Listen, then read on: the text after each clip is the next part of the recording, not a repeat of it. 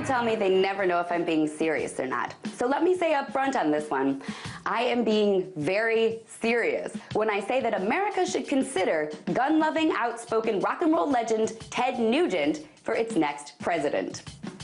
Recently, Ted cut his hair, and there was immediate speculation that it was his way of gearing up to run for office. When someone asked him if he'd run for president, he said, sure, why not? He said that's not why he cut his hair, but he said the threat of his running for office is alive and well. Ted Nugent has said some awful things. Recently, he compared himself to Rosa Parks when he said, I exercise my First Amendment rights like my hero Rosa Parks, who refused to sit at the back of the bus when that numbnut law existed. He's also the guy that said black Americans should be profiled, the same way different breeds of dogs are considered dangerous. He said, if a Dalmatian has been biting the children in the neighborhood, I think we're gonna look for a black and white dog. He also said he wouldn't mind shooting residents of LA's South Central neighborhood with a machine gun from a helicopter.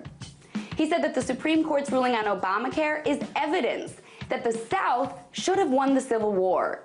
He put together his new immigration plan, which allows undocumented immigrants to become citizens after serving 5 years of indentured servitude put to work to build a border fence. He said the most racist thing our government does is to print literature in Spanish. Ted's the guy who told an audience at an NRA meeting that they should chop off Democrats' heads in the election back in 2012, and that he'd end up dead or in jail if Obama got reelected. That earned him meetings with the Secret Service. And now he is hinting at running for president. And to that I say, awesome. Bring it, Ted.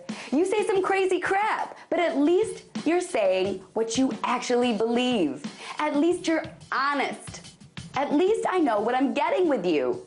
A walking caricature of what much of the rest of the world thinks of Americans.